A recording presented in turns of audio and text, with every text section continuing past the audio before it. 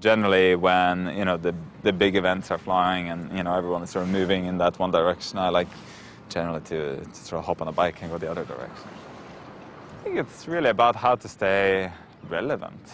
More and more we live in an increasingly visual culture. There's photography everywhere you look. Every day on Flickr, etc., you have 2 million new images uploaded per day, and some of them are quite good. The people who will really inherit photography in the future isn't necessarily whoever takes the best picture, the best composition.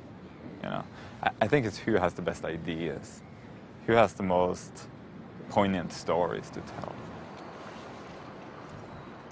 The project I'm showing here in Oslo now is called The Places We Live. It's basically looking at 4 different slum communities. One in Nairobi, one in Mumbai, one in Caracas and one in Jakarta, and looking at what it means to live in a slum today. None of that scared me. We are used to it. You close the door? In the installation, the viewer basically walks in to the living room of the families living in the slums. So you have essentially 4 photographs surrounding you on 90-degree angles, so reconstructing people's rooms. I wake up every day around 6:30. After washing, I leave and look for work. Because I was photographing these interiors that had to encapsulate all the details in people's living rooms, I started shooting it on medium format film. And there was one day I ran out of film.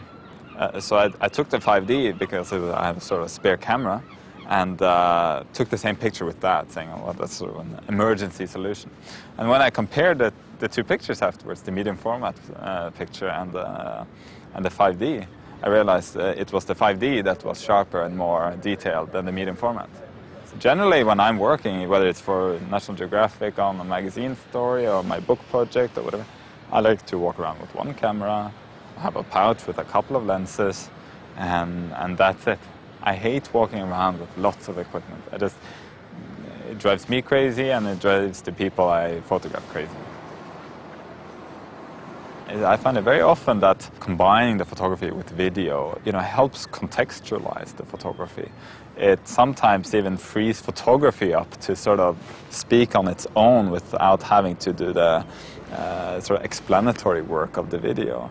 So having that capability will certainly, I think, free up a lot of interesting creative possibilities.